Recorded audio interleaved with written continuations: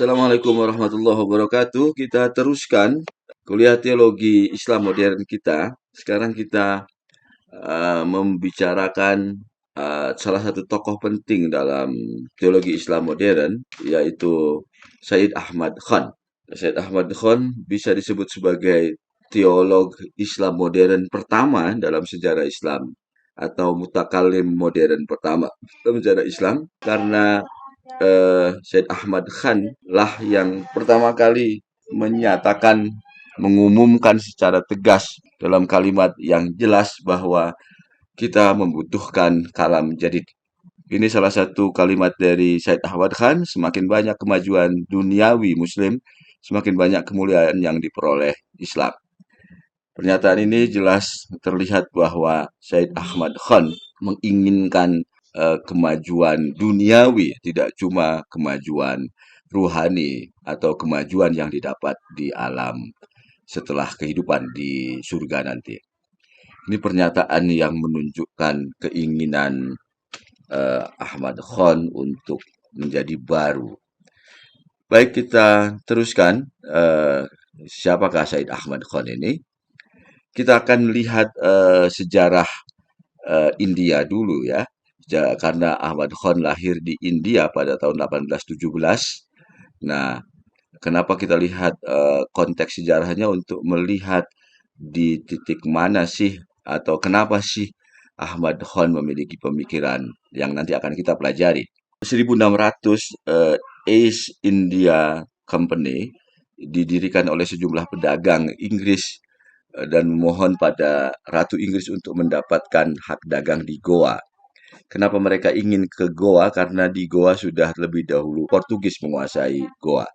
Saat itu terjadi persaingan antar pedagang. Nah, karena itu di bawah perlindungan istana kerajaan Inggris, mereka mendirikan East India Company. East India Company ini sebenarnya hampir mirip dengan VOC. Kalau VOC itu buatan Belanda, sama juga sejumlah pedagang yang mendapatkan hak dagang dari kerajaan Belanda, kerajaannya entah Belanda atau Inggris, untuk melakukan perjalanan ke banyak negara dan mengambil barang dagangan untuk diperjualbelikan. Jadi pedagang juga, company. Di Indonesia, company Belanda, namanya menjadi company Belanda sebagai pedagang Belanda. Jadi yang pertama kali datang di Indonesia adalah para pedagang. Sama seperti yang datang pertama kali ke India adalah para pedagang-pedagang dari Inggris. 1613 mendapat hak dagang, hak mendirikan kongsi tempat dagang dari Kaisar Mughal Jahangir di Surat di daerah India Barat. Jadi mereka awalnya baik-baik, minta izin dagang dan seterusnya. Tetapi kemudian mereka meluaskan perdagangannya. Mereka mempersenjatai, tidak cuma para pedagang tetapi disertai dengan para tentara dengan alasan untuk menjaga dagangan mereka. Jadi kongsi itu tempat gudang, tempat mereka eh, membeli dan menyimpan barang dagangan mereka. Nah, untuk bisa mengamankan, mereka melengkapi dengan para tentara. Oke, tahun 1707 Masehi, Sultan Aurangzeb meninggal di kerajaan Mughal, kemudian menjadi Kisro. Konflik internal terjadi, kemudian dikalahkan oleh kerajaan-kerajaan kecil, misalnya oleh Ahmad Durrani dari Afghanistan tahun 1716. Kemudian eh, Mughal dikuasai oleh Shah Alam tahun 1716 1807. Negara bagian banyak yang memberontak. Hyderabad memberontak, Marantas yang orang Hindu eh, memberontak, Rajput memberontak, Punjab oleh Sikh kemudian memberontak, Oudh, Bengal memisahkan diri. Jadi kerajaan Mughal ini semakin hari semakin rapuh karena itu kerajaan-kerajaan kecil yang tadinya di bawah kerajaan Mughal memberontak menjadi negara-negara kecil yang mengganggu kerajaan Mughal. Shah Alam merasa kewalahan untuk menghadapi negara-negara kecil itu, karena itu dia meminta bantuan Inggris untuk melawan pemberontakan itu. Pada tahun 1803 Shah Alam bisa menumpas pemberontakan-pemberontakan itu, tetapi secara bersamaan Shah Alam menjadikan dirinya sebagai raja boneka karena setelah minta bantuan pada Inggris, seluruh hak kuasa, hak pengatur negara ada di bawah tekanan Inggris, di bawah pengaturan Inggris. 1757 pada tanggal 23 Juni Nawab dari Bengal melawan Inggris. Terjadilah perang Plassey. Inggris menang menguasai seluruh negara bagian Benggala, kemudian di Mughal mengumpulkan pajak dan bea cukai dan mendikte jalannya pemerintahan. Pada tahun 1757 itu lebih serius lagi, Inggris masuk ke wilayah kekuasaan Mughal. Kerajaan Mughal masih ada, tetapi sebenarnya keseluruhannya sudah dikuasai oleh Inggris. Pada tahun 1806-1837 ada Raja Akbar II. Ini sama juga hanya meneruskan kekuasaan EIC di India. Nah, pada tahun 1817 di dalam kerajaan Akbar II itulah Ahmad Khan lahir. Ahmad Khan sebenarnya lahir dari keluarga pejabat kerajaan Mughal. Karena itu dia mengalami kehidupan yang baik pada awalnya. Kemudian setelah bapaknya meninggal, dia mengalami kehidupan yang susah. Karena itu dia kemudian menjadi pegawai EIC pada 1838. Mulanya menjadi saristadar atau panitera kehakiman, kemudian berubah menjadi munsib, hakim pada pengadilan rendah. Nah, tahun 1841 dia menjadi munsib. Artinya 1838 dia masih menjadi panitera kehakiman, kemudian dia naik menjadi hakim pada pengadilan rendah. Nah, 1857 terjadi pemberontakan Sepoy. Sultan Bahadur Shah, raja terakhir di Mughal, ditangkap oleh Inggris kemudian diasingkan ke Burma. Kesultanan Mughal benar-benar hancur. Pemberontakan Sepoy ini pemberontakan yang menarik karena ini dianggap sebagai pemberontakan orang India terhadap Inggris yang paling besar dan yang pertama.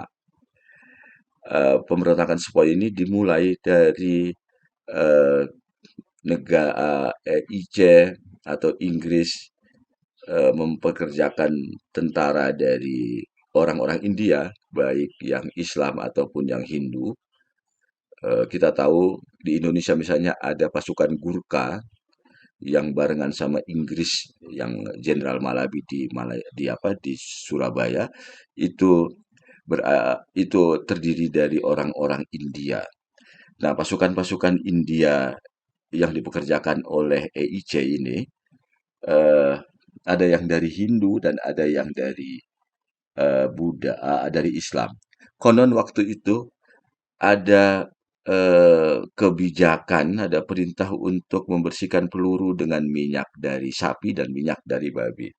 Dua-duanya ini ada yang menyatakan harus dijilati, ada yang menyatakan direndahkan. Padahal bagi umat Islam menyentuh babi adalah haram, sementara bagi umat Hindu menyentuh sapi juga haram karena itu disucikan. Karena sapi itu disucikan, minyaknya juga disucikan. Karena ada ketidakpuasan di antara dua tentara itu, mereka bersatu dan mereka memberontak pada Inggris. Pemberontakannya cukup panjang dan pemberontakan ini agar sah mereka kemudian mendaulat Sultan Bahadur Shah, raja terakhir Mughal, sebagai raja bagi kerajaan India. Jadi ada keinginan Bahadur Shah untuk mengembalikan kejayaan Mughal. Pada sisi lain ada ketidakpuasan tentara karena diperlakukan tidak baik. Agama mereka dilukai, maka mereka kemudian memberontak. Tapi pemberontakan ini tidak bertahan lama, cuma bertahan setahun atau kurang dan membuat Bahadur Shah ditangkap kemudian diasingkan di Burma. Mughal kemudian hancur, kerajaan Islam hilang sama sekali. Nah, eh, Said Ahmad Khan pada waktu itu menjadi hakim, menjadi petugas dari kerajaan Inggris yang dia menyaksikan semua peristiwa itu dari dalam dari pemerintahan yang justru menindas saudara-saudaranya India. Ini pemberontakan Sepoy, gambar pemberontakan Sepoy 1857. Setelah pemberontakan Sepoy itu, konon umat Islam di India terus diburu dan ditumpas kolonial Inggris. Setiap ada keributan kecil, umat Islam yang disalahkan, sementara orang Indianya, orang Hindunya tidak disalahkan. Penderitaan umat Islam India teralami di banyak tempat, jadi selalu menjadi kambing hitam. Setelah Sepoy ini, apapun pergerakan orang Islam dicurigai, ditangkap, disiksa. Sedikit saja orang Islam melakukan sesuatu selalu dicurigai. Kita lihat misalnya di situ ada gambar bagaimana orang India yang Muslim yang menggunakan eh, jubah itu menjadi sasaran tembak, menjadi ditodongkan senjata oleh orang-orang Inggris. Ini menunjukkan satu situasi yang cukup merepotkan. Umat Islam di India setelah Sepoy mengalami keruntuhan. Sudah kerajaan Mughal hancur, mereka secara masyarakat, secara individu terus-menerus dibatasi, dicurigai, bahkan dianggap teroris oleh orang-orang Inggris waktu itu. Dalam situasi itu, Said Ahmad Khan menulis, pada waktu itu saya menganggap mustahil bahwa masyarakat kita akan bangkit kembali dan akan dihargai lagi. Serta saya sudah tak tahan melihat keadaan mereka. Beberapa lama saya tenggelam dalam kebingungan dan penderitaan. Anda akan yakin bahwa penderitaan tersebut membuat saya bertambah tua dan memutihkan rambutku.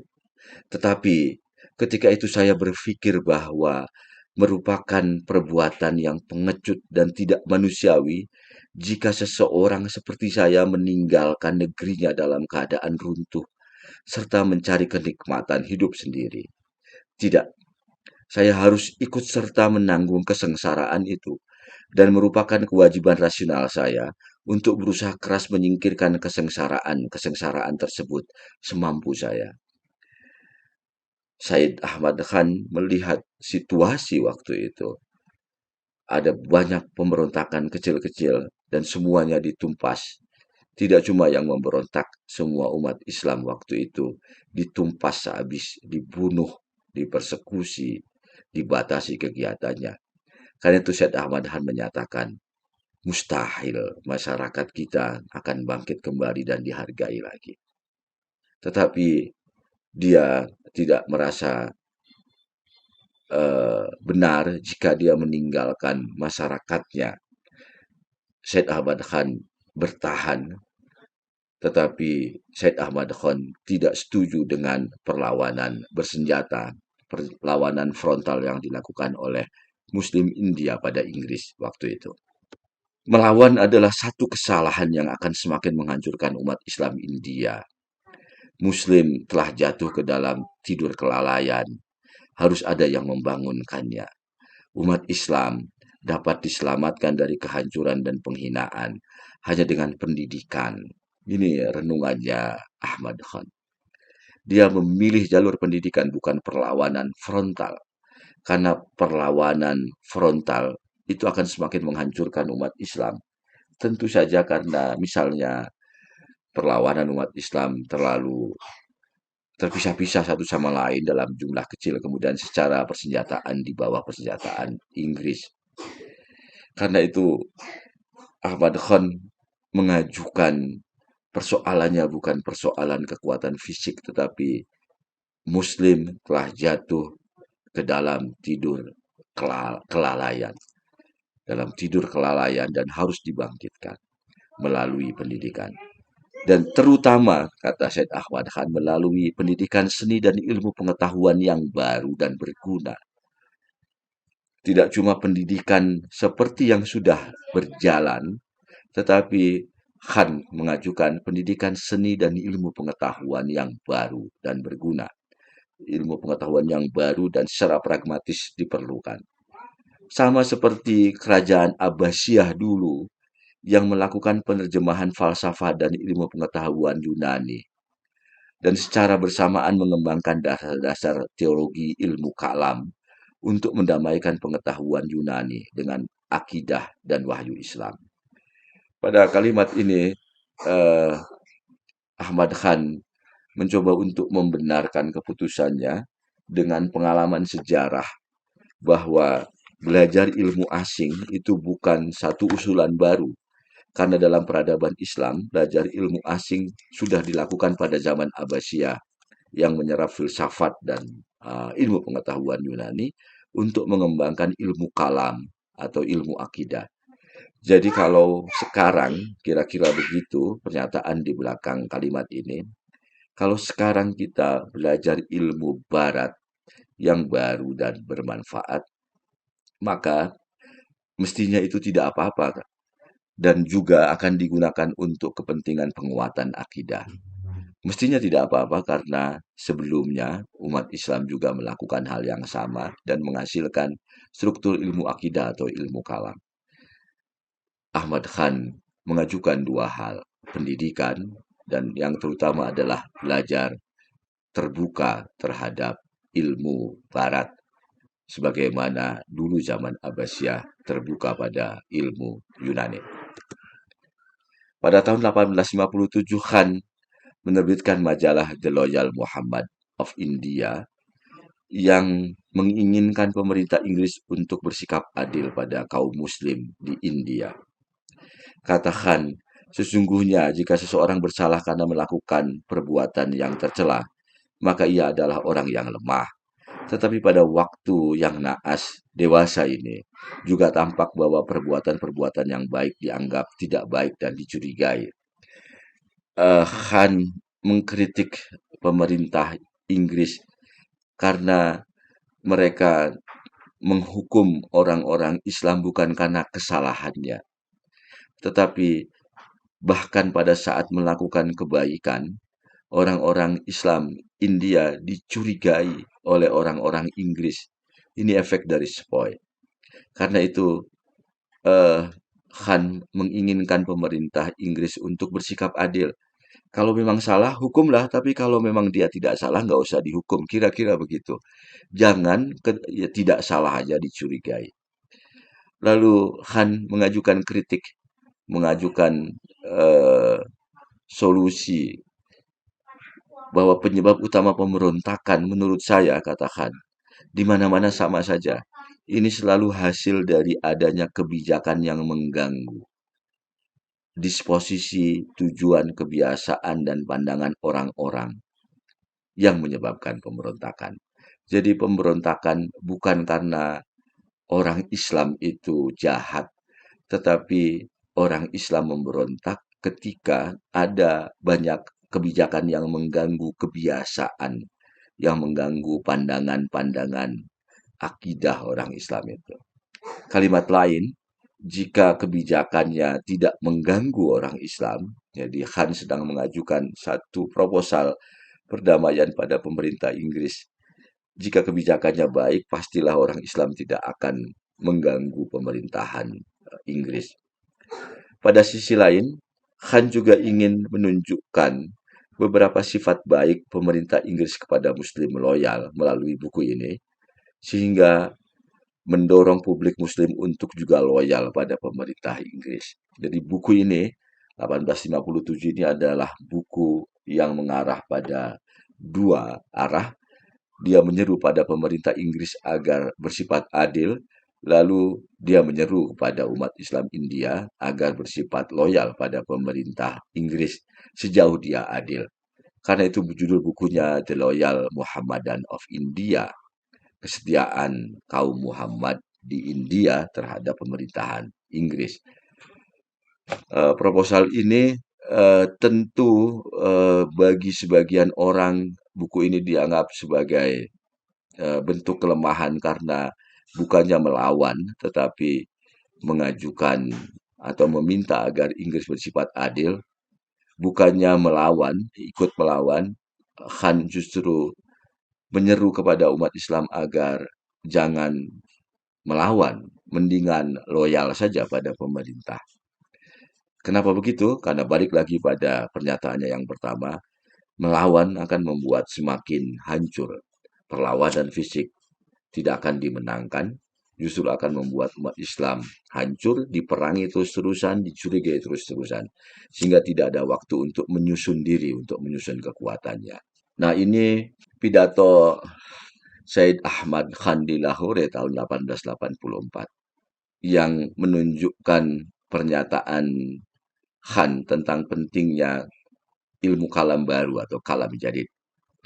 Seperti sebelumnya, waktunya zaman Abbasiyah, sekarang ini kita memerlukan satu teologi yang modern, kalam jadid, yang dengan kalam jadid itu kita mesti menolak doktrin sains-sains modern atau meruntuhkan fondasi-fondasinya, ataupun juga menunjukkan bahwa sains-sains tersebut adalah sesuai dengan Islam. Apabila mau menyebarkan sains-sains tersebut di kalangan kaum muslimin tentang yang saya baru saja katakan, betapa banyak sains yang tidak bersesuaian dengan Islam masa kini, maka adalah merupakan tugas saya untuk mempertahankan Islam sebanyak yang saya mampu, baik secara benar maupun secara keliru. Dan merupakan tugas saya juga untuk mengungkapkan kepada masyarakat wajah Islam yang asli dan cemerlang. Hati nurani saya mengatakan bahwa bila saya tidak melakukan hal ini, saya akan menjadi seorang yang berdosa di hadapan Tuhan.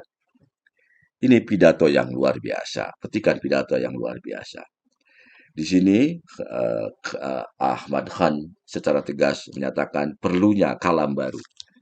Kalau kita kaitkan dengan pernyataan sebelumnya, kalam yang lama itu didasarkan pada ilmu pengetahuan dan filsafat Yunani.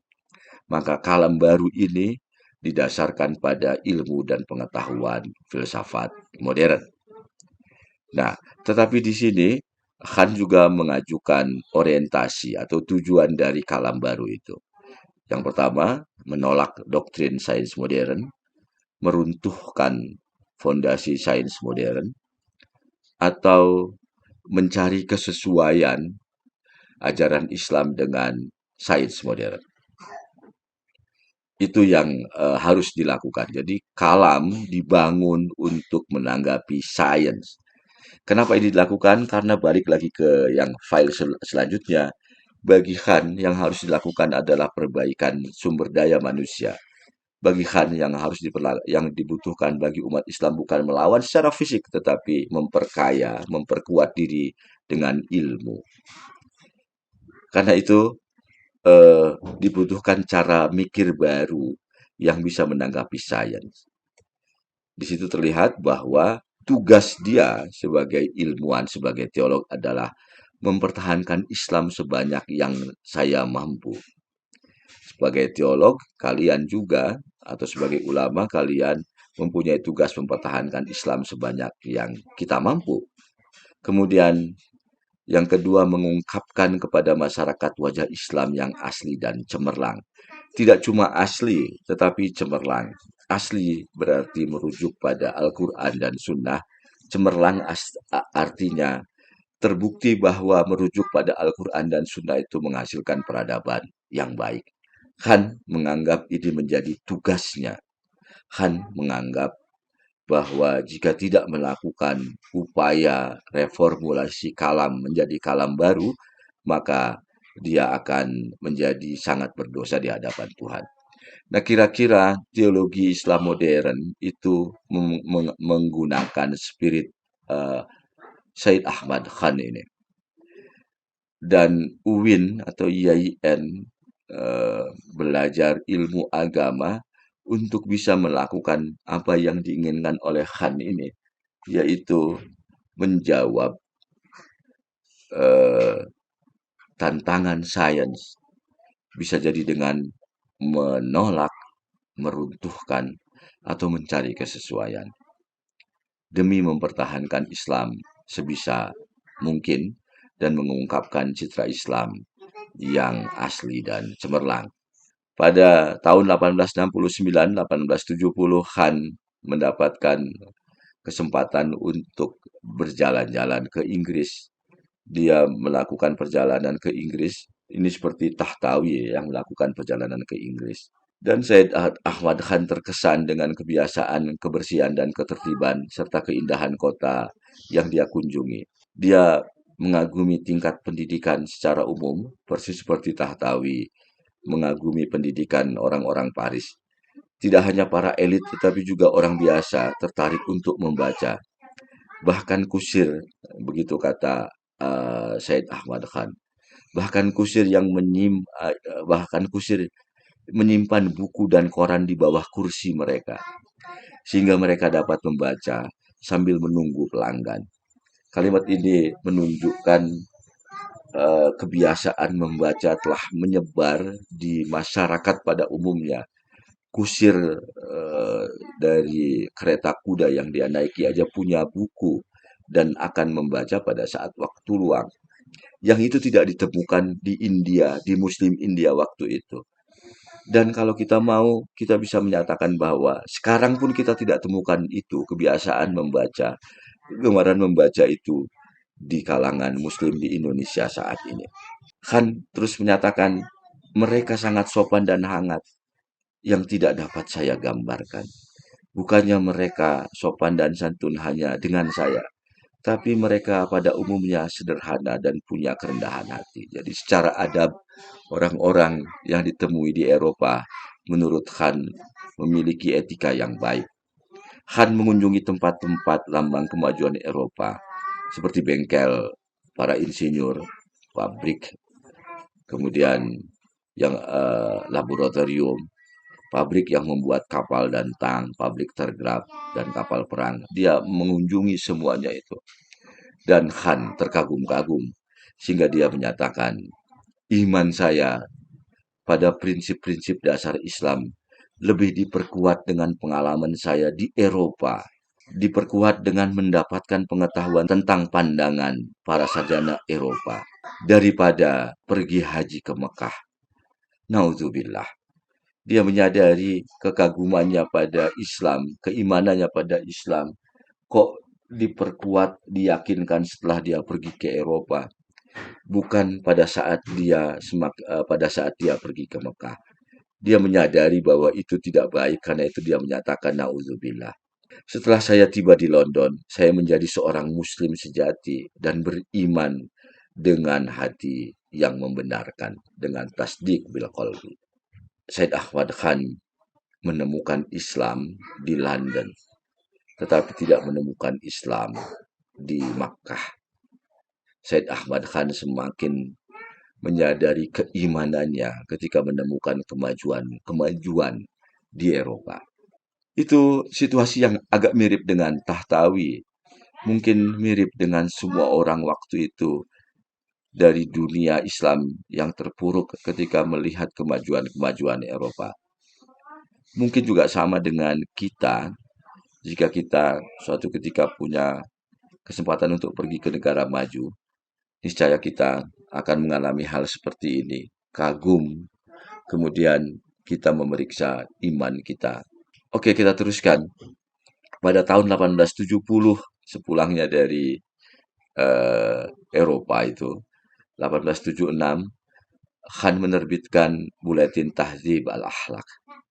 Tujuan diterbitkannya buletin berkala ini adalah untuk membuat kaum muslim India mendambakan jenis peradaban terbaik, sehingga peradaban itu akan menghilangkan pandangan rendah masyarakat terhadap umat Islam, dan agar kaum muslimin diperhitungkan di kalangan masyarakat terhormat serta beradab di dunia. Terlihat jelas Khan menganggap bahwa yang dibutuhkan adalah pembangunan SDM, sumber daya manusia, melalui media dan lembaga pendidikan.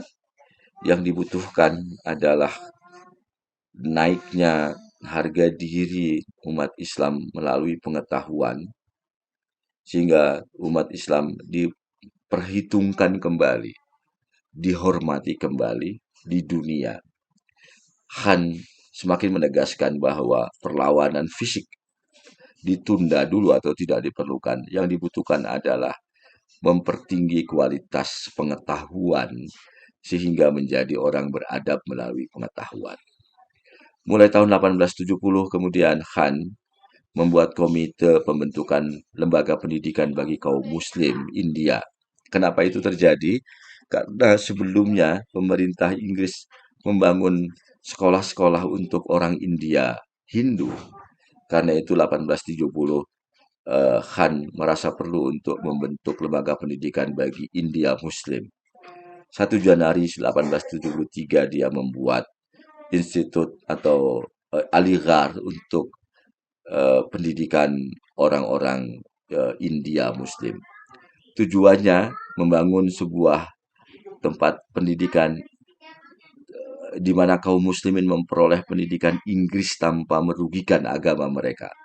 Dia mengadopsi Inggris, tetapi agama Islam tetap terselamatkan. Yang kedua, mengorganisasikan sebuah agama di mana orang tua, mengorganisasikan sebuah asrama di mana orang tua dapat memasukkan anaknya dengan harapan agar perilaku anaknya dapat diawasi secara teliti, dan di dalam asrama tersebut ia akan dijauhkan dari godaan-godaan yang bisa menimpa seseorang pemuda di kota-kota besar. Jadi ini sekolah berasrama yang diandaikan melalui sekolah berasrama anak-anak muda India Muslim tidak terpengaruh oleh hal-hal yang tidak baik sebagaimana yang akan didapatkan jika para pemuda itu hidup di tengah masyarakat. Yang ketiga, memberikan sebuah pendidikan selengkap mungkin yang di samping mengembangkan intelek juga menyediakan latihan fisik, membantu perkembangan perilaku yang baik dan memperbaiki karakter moral. Ini tujuan lembaga pendidikan Aligarh. Konon lembaga pendidikan Aligarh inilah yang dikagumi oleh Trimurti Gontor. Karena itu, salah satu dari mereka, Vanani, konon pernah melakukan studi banding ke Aligarh dan itu mengilhami pendirian model pendidikan Gontor yang tujuan-tujuannya saya kira mirip dengan 3 tujuan dari Aligarh ini. 1875, Ahmad Khan semakin serius untuk mendirikan sekolah yang untuk umat Islam agar memiliki kemampuan yang setara dengan orang-orang beradab di Eropa. Dia membangun 1875 membangun Muhammadan Anglo Oriental College. Kemudian 1879 menggunakan bahasa Inggris sebagai bahasa pengantar. Kita lihat tujuan dari Muhammadan Anglo Oriental College. Pertama, memberikan pengetahuan tentang peradaban Barat dan Timur tanpa sikap fanatis dan statik. Jadi membandingkan itu, mungkin ini didasarkan pada pengalamannya melihat Inggris, melihat London, kemudian dia ingin orang-orang melakukan perbandingan agar tidak menganggap Inggris selalu luar biasa atau selalu salah, padahal bisa jadi ada sesuatu yang bisa dipetik. Kemudian bisa jadi juga ada perasaan terlalu minder, diri sendiri terlalu jelek, padahal bisa jadi ada yang baik. Karena itu perbandingan mesti dilakukan. Yang kedua, memberikan kehidupan kampus yang kondusif sehingga para pelajarnya tidak dikhawatirkan terpengaruh oleh budaya kota yang membahayakan iman dan kepribadian mereka, sama dengan yang Aligarh tadi. Yang ketiga, memberikan pendidikan terpadu antara pendidikan penalaran, pendidikan jasmani, dan pendidikan moral. Ini tujuan dari MAUC yang kalau kita lihat adalah tujuan yang sekarang hampir kita temukan pada semua lembaga pesantren. Kita teruskan pada tahun 1886, Ali Khan Muhammad Ahmad Khan, Said Ahmad Khan mendirikan All Indonesian Muhammadan Education Conference, yaitu satu lembaga yang menghimpun para intelektual muda India untuk mengadakan seminar setahun sekali di kota-kota tertentu di bawah pimpinan Ali Khan sendiri. Forum seminar ini membicarakan berbagai persoalan umat Islam, terutama masalah pendidikan. Jadi konferensi pendidikan para Muhammadan, para orang Islam di India, Ahmad Khan mendengarkan pikiran-pikiran baru, kritik atau gagasan baru untuk pengembangan pendidikan. Ahmad Khan begitu sangat ingin menciptakan masyarakat ilmiah, masyarakat intelektual di India. tidak cuma lewat pendidikan tetapi lewat konferensi. Jadi kira-kira Ahmad Khan ingin memeriksa apakah pengaruh media yang diterbitkannya, pengaruh lembaga yang dikelolanya itu mempengaruhi cara berpikir masyarakat atau tidak. Apakah masyarakat Muslim India sudah semakin berperadaban atau tidak melalui konferensi ini?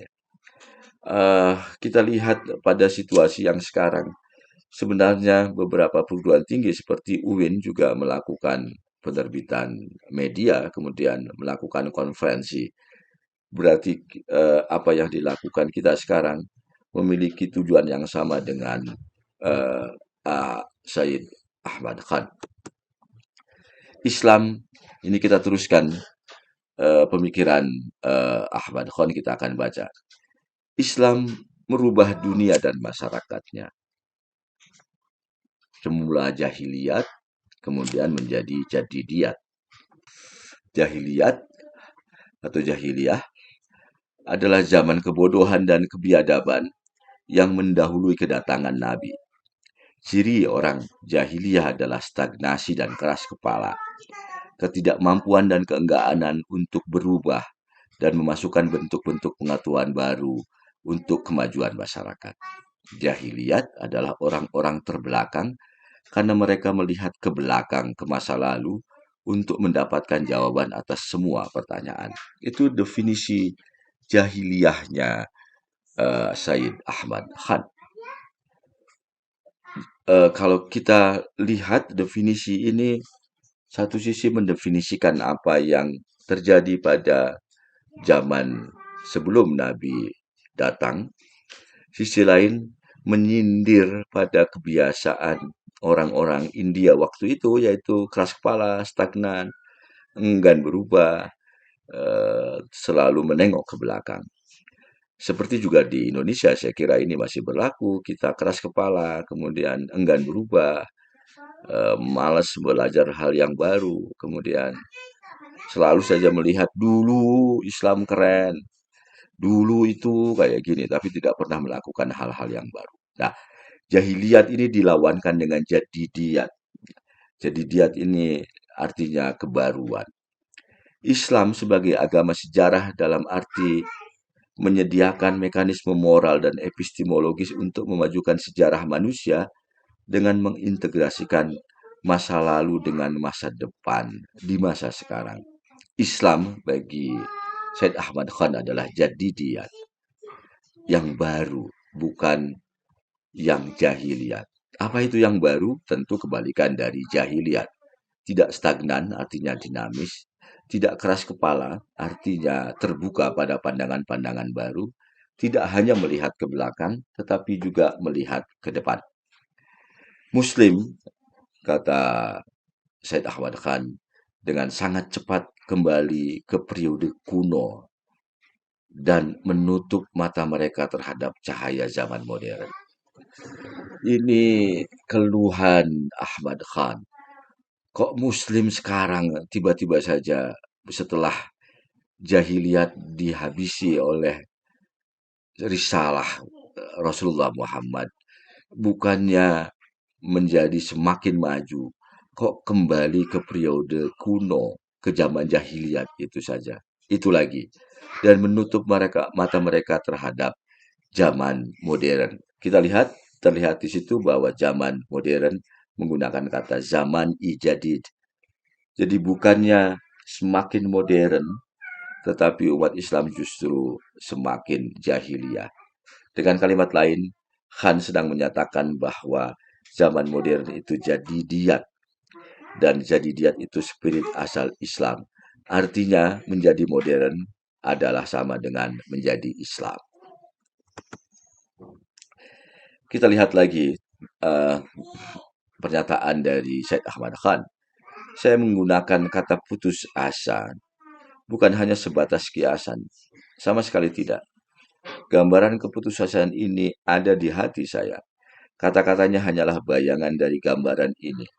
Dan bau keputusasaan berasal dari hatiku yang terbakar.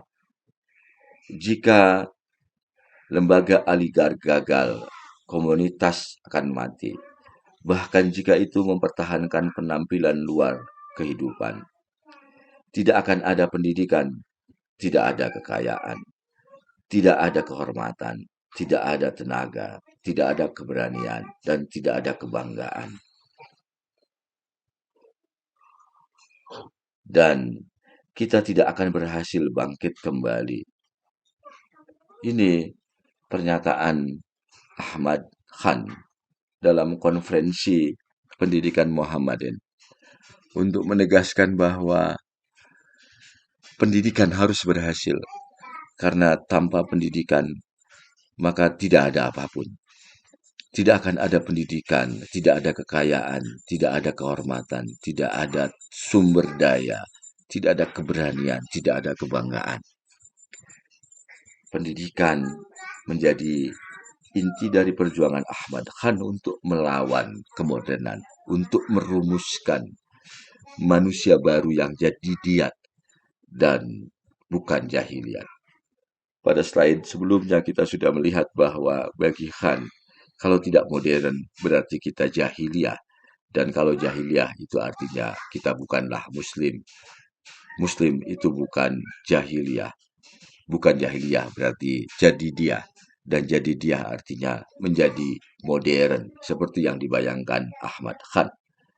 Dan itu bisa dilakukan, bisa tercapai hanya dengan lembaga pendidikan seperti Aligarh.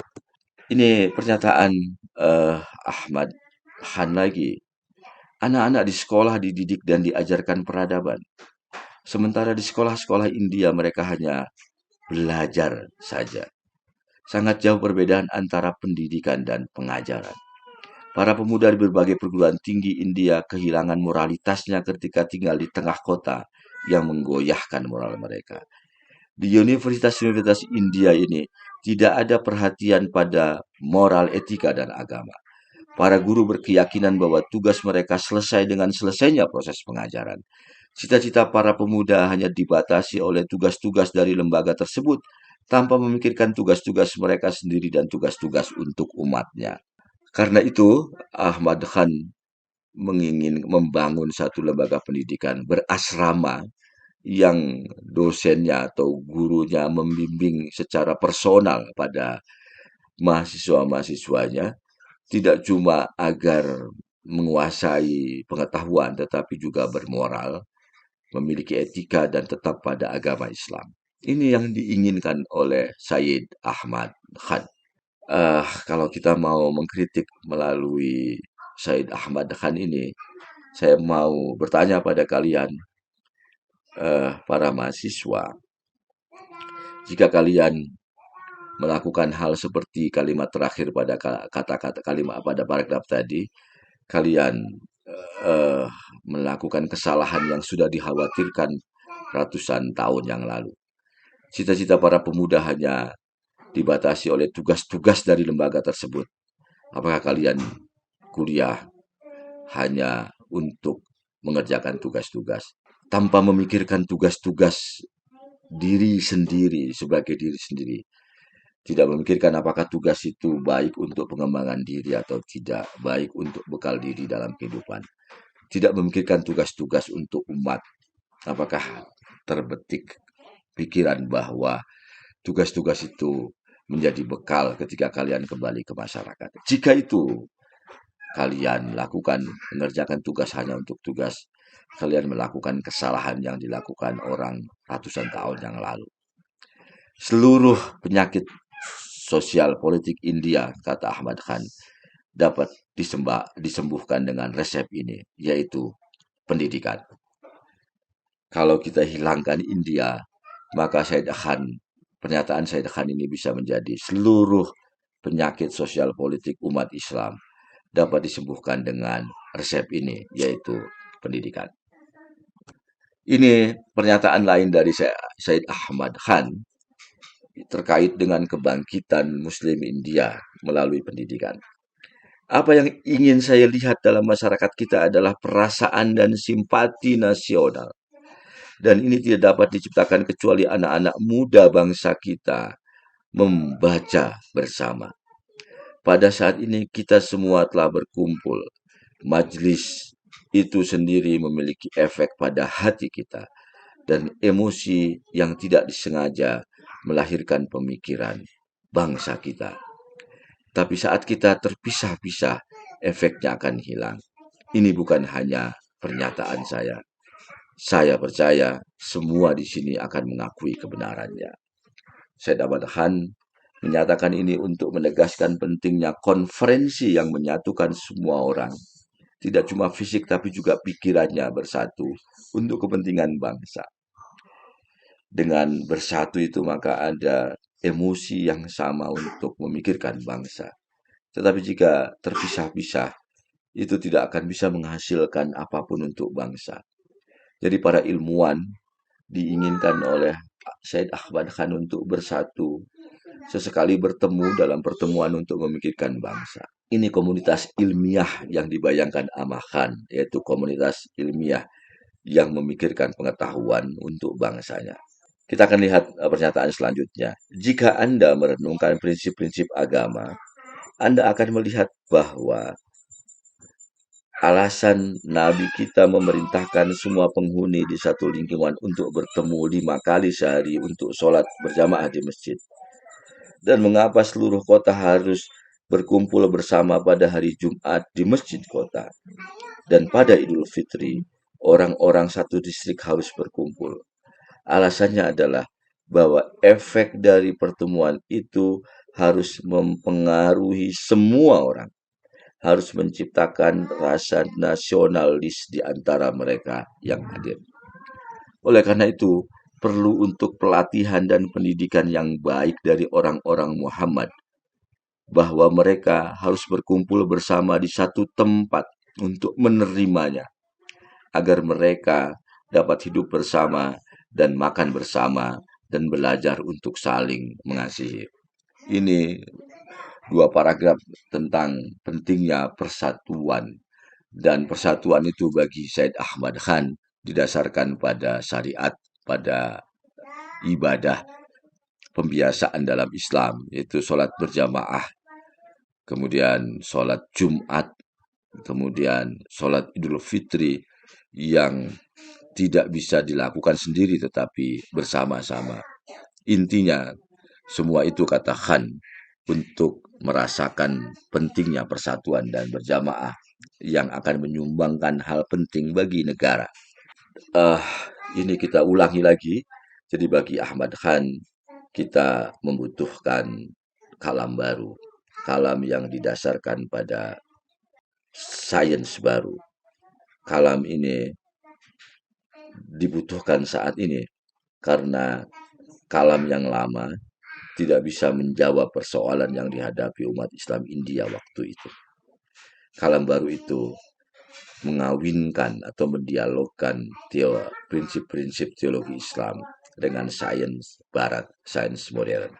Tugas ilmu kalam baru ini diorientasikan untuk menolak, meragukan, dan menyelaraskan ilmu pengetahuan baru dengan ajaran Islam. Ahmad Khan mengidentifikasi 3 opsi kerangka kerja baru ilmu kalam terhadap filsafat dan ilmu pengetahuan modern, yaitu untuk membantah pertanyaan yang diajukan oleh sains modern. 2, untuk mempertanyakan keakuratan sains modern. Dan 3, untuk menerima sains modern. Syed Ahmad Khan, ini 2 pernyataan langsung dari Syed Ahmad Khan. Ulama pada masa lalu menetapkan 3 cara untuk melindungi Islam. Yang pertama adalah untuk membuktikan bahwa prinsip-prinsip kebijaksanaan dan filsafat Yunani yang bertentangan dengan ajaran Islam adalah salah. Yang kedua adalah merumuskan keberatan-keberatan terhadap proposisi kebijaksanaan dan filsafat Yunani yang dengannya prinsip ini menjadi diragukan. Ketiga, menyelaraskan antara ajaran Islam dengan ajaran filsafat Yunani. Dengan mengikuti perdebatan ini, muncullah ilmu-ilmu baru di kalangan umat Islam yang kemudian dikenal sebagai ilmu kalam. Ini pernyataan Syed Ahmad Khan bahwa dulu di zaman Abbasiyah, para ulama itu mendialogkan ilmu baru Ilmu Yunani itu didialogkan. Yang pertama dibuktikan bahwa ajaran-ajaran Yunani yang bertentangan dengan Islam itu salah. Yang kedua, mereka merumuskan keberatan-keberatan terhadap filsafat Yunani yang secara buta menolak secara utuh filsafat Yunani itu harus ditinjau ulang. Yang ketiga, menyelaraskan. Hal yang sama dibayangkan oleh Said Ahmad Khan bahwa ulama zaman sekarang juga harus melakukan itu terhadap modern. Ilmu modern yang menganggap Islam itu tidak baik harus dilawan, harus ditunjukkan kekeliruannya. Tetapi penolakan buta terhadap ilmu barat juga harus ditinjau ulang. Yang dilakukan adalah penyelarasan antara ilmu barat dengan ilmu agama. Ahmad Khan menyatakan perdebatan dengan tiga cara itu menghasilkan ilmu kalam pada zaman dahulu. Maka dia membayangkan perdebatan yang sama dengan ilmu modern akan menghasilkan kalam yang lain. Ilmu kalam lama, ilmu kalam yang dikembangkan ulama tradisional telah berhasil menghadapi filsafat Yunani. Namun untuk saat itu saja, ilmu kalam lama itu untuk saat ini tidak cukup bagi orang yang beriman. Juga tidak memuaskan pikiran-pikiran orang yang ragu. Karena itu dibutuhkan ilmu kalam baru. Ilmu kalam atau teologi Islam tidak bisa lagi mengandalkan andaian-andaian atau proposisi-proposisi dari filsafat Yunani. Ilmu kalam baru harus mengandalkan, harus didasarkan pada ilmu dan filsafat modern. Untuk itu, Syed Ahmad Khan menyeru agar dibuka pintu ijtihad. Maksudnya harus dibuka keberanian orang per orang untuk tidak melulu mengikuti pemikiran ulama sebelumnya, tetapi memproduksi pikiran-pikiran baru. Karena jika pintu ijtihad tidak dibuka, jika sikap kita masih menganggap yang masa lalu yang pasti benar, maka kalam baru tidak akan terjadi. Orang berpikir selalu dengan merujuk pada kalam lama. Kalam baru yang diproduksi orang masa kini dianggap tidak sah, tidak layak untuk diikuti. Karena itu agar kalam baru tercipta, pintu ijtihad harus dibuka. Dengan kepercayaan yang keliru, begitu kata Ahmad Khan, yakni pintu ijtihad tertutup dan bahwa dewasa ini tidak dibutuhkan seorang mujtahid satupun. Kita benar-benar telah membahayakan agama dan masyarakat Islam. Kita harus menyadari kenyataan bahwa masa telah berganti dan bahwa kita senantiasa dihadapkan pada permasalahan-permasalahan serta kebutuhan-kebutuhan baru. Dengan kata lain, dewasa ini kita juga membutuhkan mujtahid. Argumen dari Said Ahmad Khan ini sangat sederhana. Karena persoalannya berbeda, maka jawabannya harus berbeda. Pendapat-pendapat para ulama itu jawaban untuk pertanyaan yang muncul pada masanya, yaitu di masa lalu. Pendapat-pendapat para ulama bukan jawaban atas pertanyaan masa kini. Karena itu tidak semua dari pernyataan para ulama sebelumnya itu bisa digunakan untuk persoalan masa kini. Begitu kira-kira yang diinginkan oleh Said Ahmad Khan. Kita teruskan membaca pernyataan Said Ahmad Khan selanjutnya. Karena manusia diciptakan untuk beribadah, yaitu untuk agama, atau agama untuk manusia, maka harus ada sesuatu dalam diri manusia yang berbeda dari makhluk hidup lainnya, yang dapat memahami isi dan sifat mengikat dari kewajiban ini, yaitu kewajiban ibadah tadi. Hal atau kemampuan khusus dalam diri manusia ini adalah akal. Jadi karena ada perintah beragama, perintah untuk beribadah, dan agama itu untuk manusia, maka harus ada akal dalam diri manusia, sehingga perintah beribadah tadi itu dipahami. Agama yang diberikan kepada manusia tidak dapat berada di luar jangkauan akal.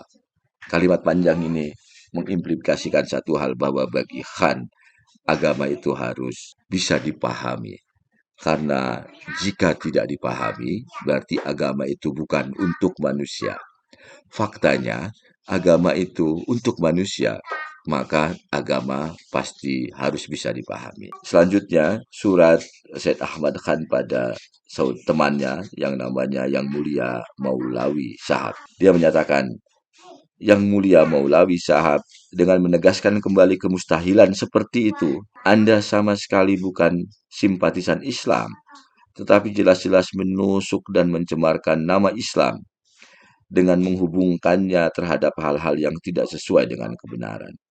Sebaliknya, cinta sejati Islam adalah ini: tidak peduli dengan ejekan atau kematian, tetapi hanya untuk tetap menjadi pencinta Islam. Dan betapapun banyaknya tradisi dan pendapat yang salah telah dicampur adukkan dengan Islam yang sebenarnya bukan Islam, singkirkan mereka dan Islam.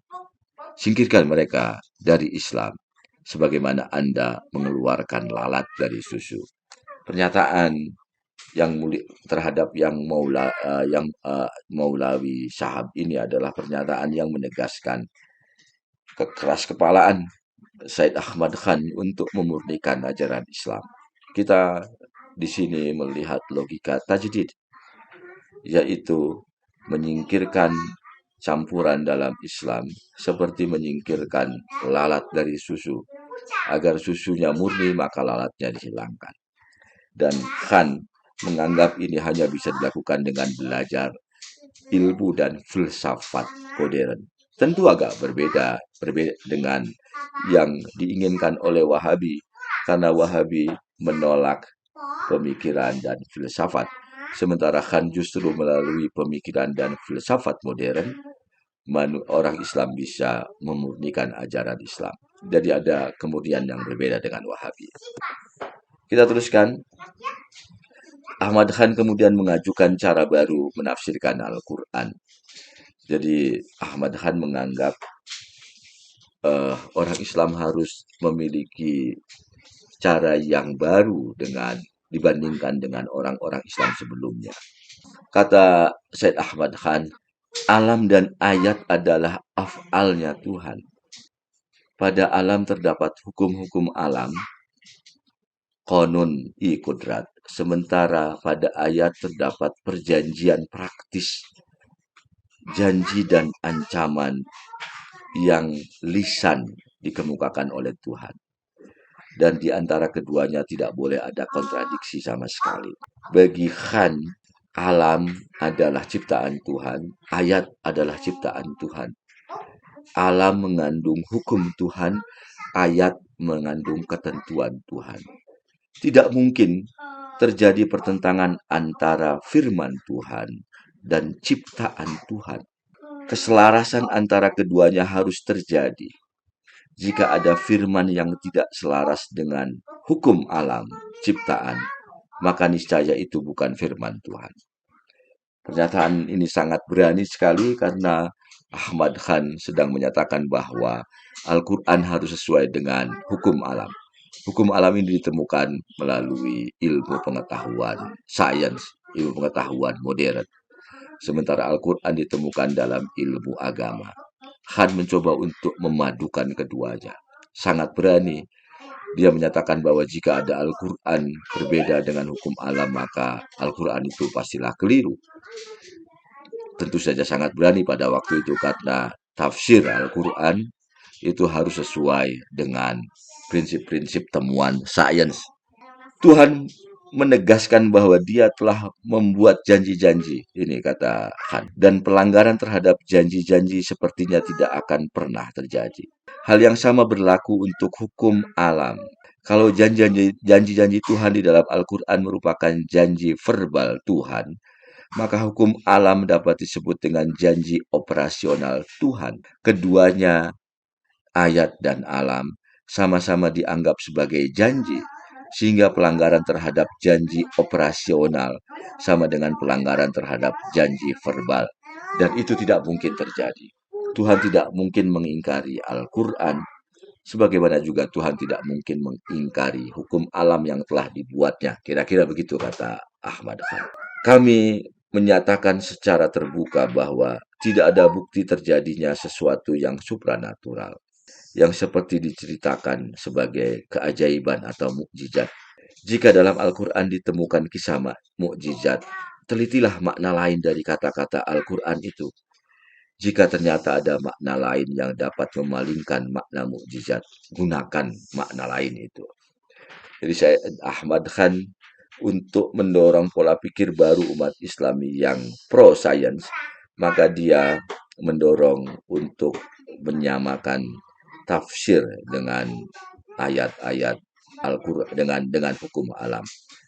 Bahkan terhadap ayat mukjizat Ahmad Khan berusaha untuk menjadikan tafsir-tafsir yang ilmiah yang sesuai dengan hukum alam. Ini pemikiran selanjutnya dari Ahmad Khan, yaitu modern itu jadi diat. Ciri utama tidak modern sebelum sebelum ini adalah jahiliyat, kemudian jadi diat itu adalah modern. Ini sebenarnya sudah dikemukakan sebelumnya. Saya akan fokus pada pernyataan terakhir. Sangat disayangkan bahwa umat Islam pada zaman ini tidak hanya gagal menemukan cara apapun untuk melestarikan pelaksanaan pengawasan intelektual, tetapi bahkan telah membuang metode-metode yang telah ditemukan di masa lalu. Ini kritik Khan pada kita semua bahwa kita tidak bisa mempertahankan etos ilmiah masa lalu. Kita tidak bisa mempertahankan kehebatan para ulama-ulama masa lalu. Kita membuang metode-metode masa lalu. Tetapi sialnya metode baru pun kita tidak kuasai. Kita mungkin terjebak pada jahiliyat. Kita tidak mendapatkan jadidiyat. Jadidiyat adalah zaman baru yang dibawa Nabi Muhammad, yang membawa agama Islam menciptakan dunia baru yang lebih maju. Jika kenyataan sekarang kita tidak maju, itu artinya kita jahiliyat. Dan kita harus bangkit agar kita mendapatkan jadidiyat. Ini pernyataan lain dari Syed Ahmad Khan dalam Tahzib al-Akhlaq. Manusia tidak bisa melihat ke masa depan, tapi dia bisa menarik harapan dari pengalaman masa lalu untuk masa depan. Oleh karena itu, kita melihat kembali ke masa lalu demi masa depan. Ini prinsip waktu yang diajukan oleh Syed Ahmad Khan. Dia tidak menolak masa lalu seperti modern sekuler, tapi dia merasa perlu untuk tetap melihat masa lalu, tetapi bukan untuk masa lalu. Melihat masa lalu itu untuk menciptakan masa depan. Kita teruskan. Mengapa kita tidak seperti nenek moyang kita? Tidak cukup dengan meniru tindakan mereka secara membabi buta. Semangat leluhur mendorong kita untuk melampaui leluhur kita sendiri. Semangat inilah yang dibutuhkan saat ini. Atas nama kesetiaan pada masa lalu, dibutuhkan untuk meninggalkan masa lalu dan menjangkau masa depan. Yang dibutuhkan adalah hidup sesuai dengan standar kemajuan yang diwujudkan oleh para tetua masyarakat yang terhormat. Islam tidak bisa dan tidak akan pernah berubah. Islam adalah cahaya yang tidak pernah surut, yang telah bersinar sejak kekekalan dan akan terus bersinar. Yang perlu direformasi adalah kondisi umat Islam yang memilukan. Jika umat Islam tidak mau bertindak untuk kepentingan mereka sendiri, setidaknya umat Islam harus melakukan demi Islam. Karena degradasi umat Islam akan membawa degradasi Islam dan menjadikannya Islam hina di mata dunia. Ini kata Syed Ahmad Khan, mungkin juga pesan untuk kita. Jika malas untuk memiliki prestasi untuk diri sendiri. Berprestasilah atas nama Islam. Karena umat Islam yang ngaco akan membuat orang menganggap Islam sebagai agama yang ngaco. Jika kamu secara pribadi malas berprestasi, berprestasilah atas nama Islam. Karena pribadi-pribadi Islam yang tanpa prestasi akan menghasilkan kesimpulan bahwa Islam yang Anda peluk itu agama yang ngaco. Jangan buat Islam tercemar gara-gara dirimu sendiri. Syed Ahmad Khan mengajukan dua konsep agar umat Islam bangkit, yaitu taraki dan islah. Taraki adalah kemajuan atau progres, yaitu peningkatan baik di tingkat individu maupun sosial, juga peningkatan spiritual. Kita harus melakukan taraki, maju terus-menerus. Yang kedua adalah islah, yaitu perbaikan kebiasaan berdosa atau keliru dan kembali ke jalan yang benar. Orang harus maju sambil terus melakukan islah. Kita harus taraki sekaligus islah. Tidak sekedar maju tetapi ada perbaikan. Maju bisa jadi seradak seruduk. Karena itu harus diimbangi oleh islah. Dua hal itu yang harus dilakukan oleh pribadi muslim, oleh kita semua. Meskipun, kata Said Ahmad Khan, masa lalu mungkin masih memberikan pelajaran dan harapan. Masa depanlah yang menjadi pusat perhatian kita. Itu adalah pilihan antara yang baru dan yang lama, antara jadidiyah dan jahiliyah, antara terus belajar dan kerasan dalam kebodohan, taklim jahiliyah, antara terang dan gelap, antara peningkatan dan kemerosotan, dan karenanya antara harapan dan putus asa, dan antara kehormatan dan masa lalu. Lihat, ada pasangan-pasangan di situ. Terus belajar itu jadidiyat atau modern, Islam modern. Kerasan dalam kebodohan itu jahiliyat. Itu artinya Islam yang bukan Islam. Kemudian terang dan gelap. Terang itu artinya Islam modern, gelap artinya Islam sebelumnya. Peningkatan itu artinya kalam baru. Kemerosotan artinya kalam lama. Harapan artinya kalam baru. Putus asa artinya kalam lama. Kehormatan artinya kalam baru. Rasa malu artinya kalam lama. Berpikir harus menghasilkan hal yang jadidiyat dengan taraki dan islah. Hidup harus menunjukkan kemajuan dan perbaikan, taraki dan islah. Itu yang diinginkan oleh Sayyid Ahmad Khan. Ini pernyataan Sayyid Ahmad Khan yang lain. Tidak cuma taraki dan islah dengan akal, tetapi Sayyid Ahmad Khan menyeru agar kita mencintai Muhammad Rasulullah secara pribadi dan mengikuti dari cinta terhadap Rasulullah itu sunnahnya sedekat mungkin. Jadi kita mengikuti sunnah karena kita mencintai Nabi Muhammad SAW. Menggunakan akal, belajar sains barat dan filsafat barat sambil mencintai Nabi Muhammad SAW. Itu yang diinginkan oleh Sayyid Ahmad Khan. Baru kita bisa menghadapi peradaban modern.